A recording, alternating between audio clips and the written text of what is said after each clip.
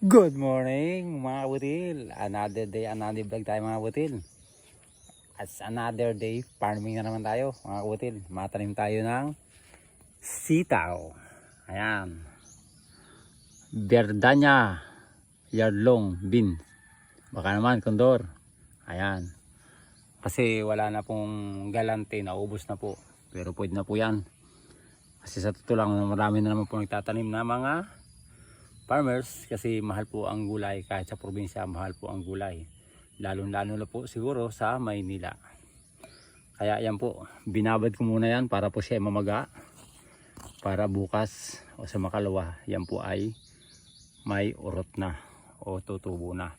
Kasi kapag yan po ay matagal sa lupa, yan po, pag yan naamoy po ng langgam, yan po ay kakainin. Kaya kailangan po yan ay tumubo ka agad. Yan, may nakalinya na po tayo.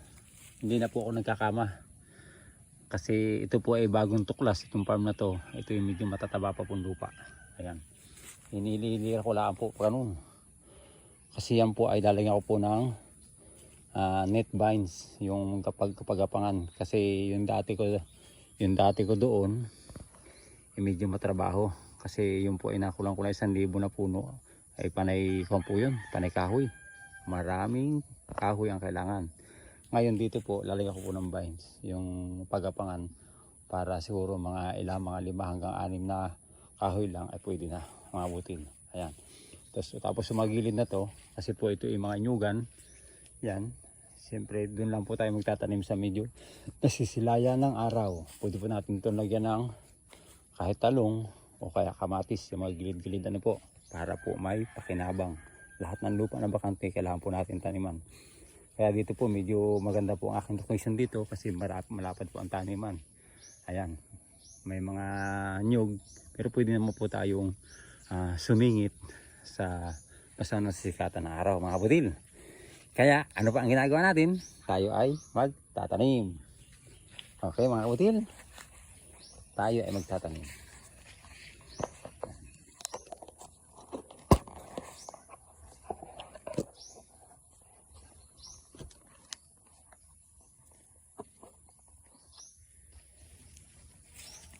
Bali ganito lang po ang ginagawa ko. Hindi na po ako gumagamit ng piko o asada. Ginaganto ko na lang. Nilalagyan ko na ng distansya para may patwi na gano'n. Yan. Tapos konting dungkal-dungkal. Tapos ang gagawin ko na kabutil ay kukunin ko yung buto. Ito yung kailangan niya na silalim yan. Ito maitim na to. Pag ganun.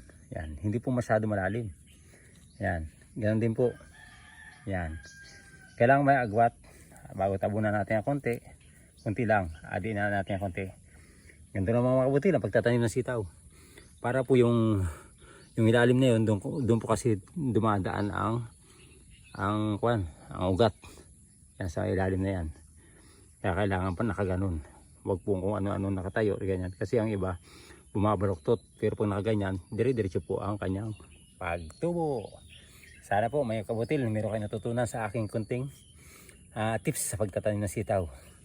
Ito po ay Yardlong Verdana. Pero mas maganda po yung sana yung galante kasi mas marami pong mamunga. Pero ngayon po marami pong lumalabas.